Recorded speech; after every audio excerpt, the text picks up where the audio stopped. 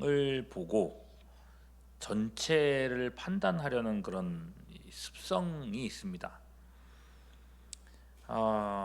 일본의 경제 거품 시대처럼, 거품 경제라고 하죠. 그 시대처럼 우리나라도 뭐 성장 일변도일 때가 있었습니다. 그때는 교회도 같이 성장을 했던 시대죠. 뭐 아닌 말로 천막만 쳐도 사람이 몰려온다는 말이 유행했을 정도로 성장의 시대였습니다. 그래서인지 제가 어렸을 때만 해도 교회의 부흥과 성장에 대한 그런 자신감, 그런 것들이 항상 이렇게 교회나 모임 같은 데 가면 있었던 것 같아요. 지역마다, 저는 이제 시골에 있었으니까요, 지역마다 연합 부흥회 이런 모임들이 성행을 했고 정말 기도원마다 꽉꽉 들어찼었던 것 같습니다. 이런 현상 속에서 사람들은 종종 이제 민족 복음화, 대한민국을 복음화시키자 뭐 이런 얘기들, 그런 얘기들도 참 많이 했죠. 그런 자신감, 될 수 있겠다라고 하는 그런 생각들을 했었던 거예요. 근데 오늘날은 어떻습니까? 전혀 이제 다른 상황이 됐습니다. 기독교라고 하는 신앙이 참 많이 부정당하고 있죠. 심지어 이 전쟁이 이렇게 일어나고 기근이 있고 기후 위기 같은 사실상 종말적인 위기 아닙니까? 엄청난 위기 상황이 되었는데, 그러면 이런 위기 상황이 되면은 우리 생각에는 사람들이 회개하고 어떻게든 이 영생을 생각하고 죽음에 대해서 좀 진지해지고 이런 것들이 있어야 될 것 같은데 오히려 그렇지가 않죠, 그죠? 사람들은 오히려 복음에 대해서는 눈을 돌리지 않습니다. 더욱 복음에 대해서 무관심해지고 어쩌면은 기독교에 대한 증오감도 점점 커지고 있는 것도 지금의 현실입니다. 이런 현상 앞에서요, 교회 안에 있는 교인들도 참 많이 위축돼 있는 것 같습니다. 복음에 대한 자신감이 많이 떨어졌어요. 그리고 나오는 얘기가 이런 겁니다. 전도해도 소용없더라. 시대가 악해진 것 같다. 이런 얘기들. 이런 사회적인 그런 사람들의 현상을 보면서 하나님 나라 전체의 역사까지도 그렇게 평가하고 판단하려고 든다는 거죠. 이제는 안 될 것 같다라고. 자, 이런 시대 속에서 우리는 오늘 사도행전 18장 말씀을 접하게 됐습니다. 2차 전도 여행의 이제 후반부고요. 오늘 우리네 상황처럼 바울의 이 선교 사역도 뭔가 갑갑하게 풀리지 않는 그런 상황 속에 있습니다.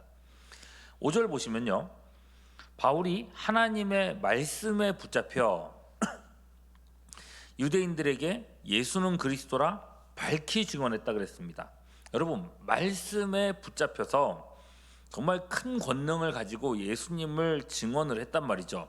그렇게 증언을 했으면 말씀의 능력을 따라서 뭔가 부흥의 전조 같은 게 보여야 되지 않겠나 싶은데 생각지도 못한 반응을 보게 된 거예요.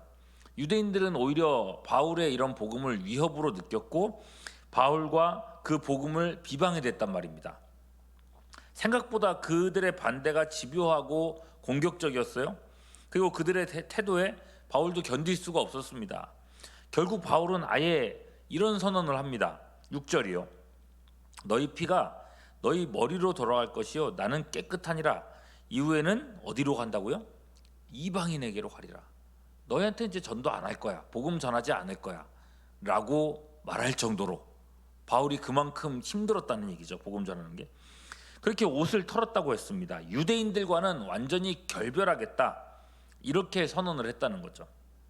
그러면 여러분, 그 다음부터는 말씀은 어떤 식으로 흘러가야 되겠습니까? 바울이 이방인들에게만 복음을 전했다, 그렇게 가야 될 것 같잖아요.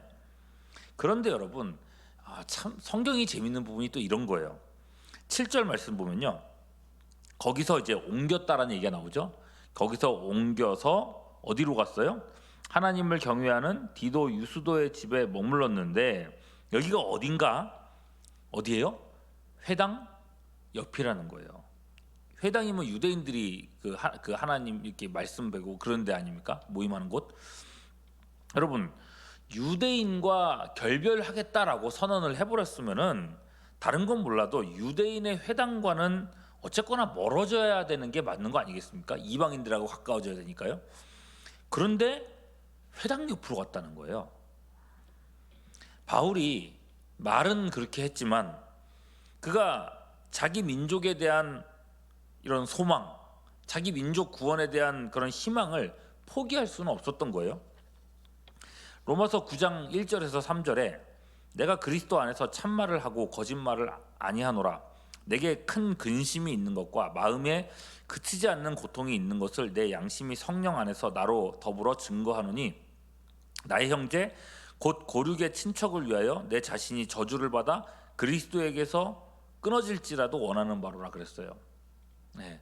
자기 민족을 위해서라면, 자기 민족의 한 사람이라도 구원받기 위해서는 내가 저주를 받아서 그리스도에게서 끊어질지라도 그럴 일이 있겠어요, 없겠어요? 그럴 일이 없잖아요. 그만큼 바울의 마음속에는 자기 민족의 구원에 대한 그런 열망이 가득했단 말입니다. 예.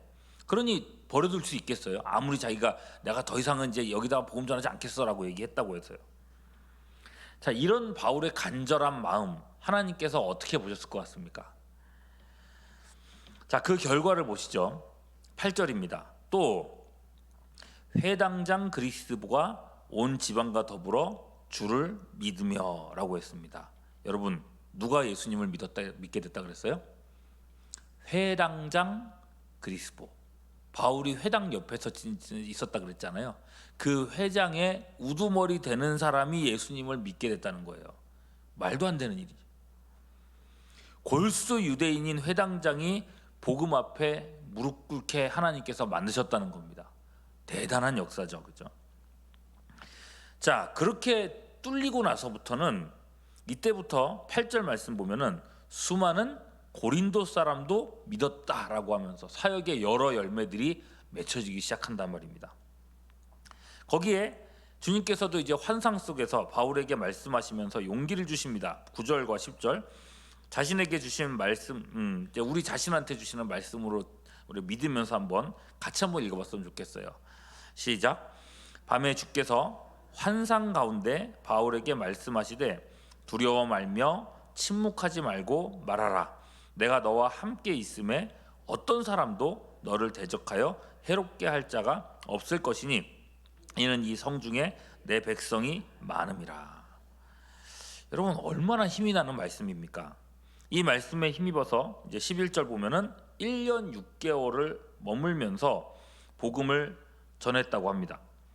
그 기간 동안에 이제 교회가 교회로서의 어떤 면모들을 보였다는 거죠. 안 풀린다 생각됐고 현상으로서는 복음이 전해질 수 없는 환경이고 그런 곳이라고 생각했는데 끊임없이 바울이 두드리니 결국은 하나님께서 이렇게까지 열어주시더라는 거예요. 근데 여기서 거치는 게 아닙니다. 자, 이렇게 승승장구하고 있는 동안에 대적 유대인들이 이걸 보기 싫어하는 사람들이 물론 있었습니다. 오늘 읽은 본문 그 다음인데요. 아가야 지역에 새 로마 총독이 부임했어요. 아마 새 총독이 아직 뭣도 모르고 막 이렇게 있을 때에 이 총독의 손으로 바울을 처벌하게 만들고 싶었던 것 같습니다. 유대인들이 일제히 바울을 새 총독에게로 끌고 가서 이제 고발을 합니다. 근데 이 고발 제목이 웃겨요. 13절 보면은 이 사람이 율법을 어기면서 하나님을 경외하라고 가르칩니다. 라면서 이게 이제 고발하는 제목이에요. 이건 그야말로 유대교의 종교법이지 않습니까? 그걸 가지고 로마법에다가 들이대면서 얘기를 하려고 하니까 말이 안 되는 거죠. 갈리오 총독은 당연한 반응을 보입니다. 아니, 유대교 당신네들의 신앙 논쟁을 왜 나한테 갖고 와서 그러냐? 알 필요도 없다 그러면서 모두를 다 법정에서 쫓아내버리는 거예요. 그러니 유대인들이 얼마나 부끄러워요. 수치스럽고. 그러자 17절 말씀 보시면은 사람들이 누구요? 회당장 소스데네를 잡아서 법정 앞에서 때렸다고 했습니다. 아마 이제 바울을 고발하는 이 일에 실패를 한 책임을 물으면서 때린 것 같아요. 자, 이 회당장, 두들겨 맞은 이 회당장, 아마 이전 회당장인 그리스보라고 하는 사람의 후임으로 들어온 사람일 겁니다. 그리스보는 이미 예수님을 믿게 됐고 아마 이제 그 회당장 일을 그만뒀겠죠. 그리고 신임 회당장으로 사람들 앞에서 이 서게 된 소스데네가 이렇게 망신을 당하게 된 겁니다. 불쌍하게 됐죠. 근데 여러분, 이 사람 나중에 어떻게 되면 좋을 것 같습니까? 이 사람도 예수님 믿으면 참 멋있겠죠, 그죠? 고린도전서 1장 1절 보시면요, 하나님의 뜻을 따라 그리스도 예수의 사도로 부르심을 받은 바울과 형제 누가 나올까요? 소스데네는, 여러분, 형제 소스데네라고 했습니다. 그러니까 그 전 회당장도 이번 회당장도 다 뭐가 된 거예요? 그리스도인이 된 거예요. 예수님을 믿게 됐다는 거죠. 여러분, 새로 생긴 이 고린도 교회가 이렇게 영향력 있는 사람들이 막 들어왔는데 얼마나 교회가 이렇게 힘을 얻었을까요? 근데 여러분, 여기서 이제 끝이 아니에요. 고린도 교회도 어느 정도 세워졌고 이제 2차 전도 여행을 마무리하고 이제 파송교회에 가서 이제 선교 보고를 하기 위해서 바울이 이제 안디옥으로 돌아가게 됐는데, 이때에 이 일 바로 직전에 바울과 함께 천막을 만들던 사람 브리스길라와 아굴라라는 사람이 있어요. 이 사람이 이 두 사람도 이제 자신들도 바울을 따라가겠다고 나선 겁니다. 그 따라가는데 바울은 어떤 이유에서든지 이들을 안디옥에 데리고 가지 않고 중간 정박지인 에베소라고 하는 지역에 머무르고 자신만 안디옥에 갑니다. 이 중간 정박지인 에베소, 이 에베소는요, 소아시아에 속한 지역입니다. 이곳은 바울이 이전에 2차 전도여행 시작할 때 복음을 전하려고 했는데 성령께서 막아가지고 복음을 전하지 못했던 그 소아시아 지역이에요. 자, 브리스길라 부부가 여기에서 체류하는 동안에 누구를 만나냐면 아볼로라는 사람을 만나요. 24절에 보면요, 아볼로는 언변도 좋고 성경에 능통한 자라고 했습니다. 여기서 말하는 성경은 구약 성경인데 성경을 얼마나 깊이 봤던지 25절에 보면요, 구약 성경이 약속하고 있는 예수님에 관한 것을 자세히 알고 가르쳤다고 했습니다. 이때까지 소아시아 지역이 아직 복음이 안 전해졌잖아요. 그러니까 상황을 보면 이런 겁니다. 이 아볼로라는 사람이 구약 성경을 너무 잘 알고 있어서 복음의 내용은 다 꿰고 있는데 그 복음의 핵심이 되시는 예수님만 딱 모르고 있었던 상황인 거예요. 메시아가 오실 거고 막 이런 내용을 알고 있는데 그 메시아가 예수님이라는 것만 모르고 있었던 겁니다. 그래서 이 브리스길라 아굴라 이 두 사람이 26절 아볼로에게 가르친 거죠. 당신이 지금 얘기하고 있는 그분은 예수님이야. 그러자 아볼로의 눈이 확 띄어진 겁니다. 그때로부터 바로 신앙을 고백합니다. 이런 아볼로를 보고 이 사람 정말 된 사람, 이 사람 정말 가능성이 있는 사람이다 생각을 한 겁니다. 그래서 아볼로 같이 탁월한 사람이 고린도 교회에 필요하겠다고 생각을 한 거예요. 27절 보면은 이 아굴라와 같은 이런 형제들이 같이 아볼로에 대한 추천서를 써주게 되고, 아볼로가 이제 고린도 교회가 있는 이제 아가야 지역으로 건너가게 되는 것입니다. 근데 여러분, 아볼로가 언변이 좋고 성경에 능통하다고 했잖아요. 이 사람이 고린도 교회로 넘어갔을 때 어떤 일이 생기는가 하면은, 여러분, 바울이 전도할 때는 그렇게도 대적하고 변론만 일삼던 무리들이 아볼로가 뛰어난 언변과 지식으로 막 말을 하니까 결국 28절 말씀 뭐라고 되어 있습니까? 아볼로의 말이 유대인의 말을 이겼다 그러는 거예요. 이 아볼로한테 반박을 못했다는 거죠. 그렇게 괴롭히던 유대인들을 꼼짝 못하게 만들어놨다는 겁니다. 그러니 여러분, 고린도 교회는요, 아볼로에 의해서 주변의 어떤 교회보다도 든든하게 설 수 있었던 겁니다. 고린도 교회 위상이 얼마나 큽니까? 신약 성경 서신서들 보면은 가장 많이 차지하는 고린도 전후서, 그죠? 그 양만 봐도 고린도 교회 위상을 알 수가 있죠. 대단하죠. 여러분, 유대인들의 반대 때문에 속이 많이 상했을 텐데도 바울은 결국 유대인들을 놓지 않았어요. 그리고 이로써 훨씬 더 큰 부흥의 역사를 만나게 된 겁니다. 우리는요, 포기하지 않고 힘있게 복음 전하는 바울의 모습, 끝까지 미련스러워 보일 정도로 회당 옆에 거하던 바울의 이 복음 열정을 봤습니다. 바울은요, 이런저런 상황에 매이지 않았습니다. 정말 최악의 상황이다라고 생각되는 그때에도 바울은 자기가 무엇을 해야 될지 그 목적만큼은 결코 잊지 않았습니다. 그래서 회당을 찾아갔고 그 회당의 회당장을 끊임없이 만났던 겁니다. 그렇게 기어이 그 사람을 변화시킵니다. 그리스도의 변화를 보면서요, 저는 한 가지를 느끼게 됩니다. 바울이 회당에 먼지를 털고 나온 후에도 회당 옆에다가 집을 구하고 살았다. 그러면 여러분, 이 사람이, 바울이 회당 옆에서 뭘 했을까요? 아마도 회당장 그리스도가 출퇴근하는 시간을 확인을 했을 겁니다. 그래서 그가 출근할 때, 퇴근할 때 시간 그와 마주치고 인사하고 대화도 하고 끈질기게 그를 설득했을 거란 말이죠. 바울이 가만히 있었는데도 그 회당장이나 되는 사람이 자기 혼자서 알아서 변화됐다? 그럴 수는 없지 않습니까? 그러니 여러분, 우리도 마찬가지입니다. 우리 마음에 막연한 믿음 중에, 그래, 언젠가는 내 믿지 않는 남편, 아내, 자식, 형제, 친척, 이웃 언젠가는 변화될 거야 라고 하는 믿음이 있습니다. 그 믿음이 잘못된 건 아니죠. 그러나 내가 손 놓고 가만히 있는데도 그런 일이 일어날 것인가 묻는다면, 글쎄요,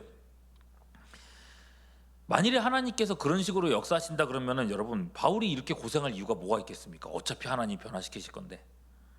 씨앗은요, 뿌려야 열매를 맺는 거고, 땅에 뿌려진 한 알의 밀알도 죽어야만, 썩어야만 그 수많은 열매를 맺게 돼 있는 것입니다. 내 주변의 사람이 변화되기를 원하는가, 구원받게 되기를 원하는가? 여러분, 가만히 있으면 아무 일도 일어나지 않는다는 것입니다. 끊임없이 영혼들을 하나님 앞에 세워놔야 합니다. 야, 너도 하나님 만나야 돼, 예수님 믿어야 돼, 예배 드려야지, 권면하고 기도하고 어떻게 해야 되는지를 보여주고, 그러면서 마치 아마도 가장 고집스러운 사람이었을 회당장의 변화되는 것처럼 내 기도 제목인 그분들도 그렇게 우리가 포기하지 않는 그런 열정을 통하여서 변화되는 역사가 일어나게 될 줄 믿습니다. 여러분, 현상은 현상일 뿐입니다. 오늘날 기독교가 인기 없는 것처럼 보이고 신앙의 가치가 막 폄하되어 있는 것처럼 보여도 십자가의 능력과 하나님의 역사, 살아계신 하나님의 그 능력은 여전히 불변하다는 사실을 믿으시기를 바랍니다. 그리고 그 믿음을 가지고 오늘 하나님 붙잡고 기도하면서 복음의 능력을 가지고, 또 우리가 또 주어진 또 전체 추석주일이나 여러 가지 일들이 우리 앞에 놓여 있거든요. 모든 일들 믿음으로 함께 승리하며 감당하는 우리 모두가 될 수 있기를 주님의 이름으로 축원합니다. 기도하겠습니다. 포기하지 않았던 바울의 복음 열정이 우리 안에도 다시 한번 일어날 수 있도록 인도하여 주시옵소서. 포기하지 않았을 때에 하나님께서 바울의 손을 통하여서 얼마나 큰 일을 이루셨는가를 볼 때에 우리의 마음속에도 다시 한번 구령의 열정이 일어날 수 있도록 인도하여 주시옵고, 그렇게 주님의 몸된 교회를 영광스럽게 세워나가게 하여 주시옵소서. 하나님, 잃었던 자신감을 회복할 수 있도록 도와주시기를 원합니다. 성령의 능력을 오늘도 우리 가운데 부어 주시옵소서. 이 아침에도 기도 가운데 함께 하시기를 간절히 소망하옵고 우리 구주 예수 그리스도의 이름으로 기도하옵나이다. 아멘.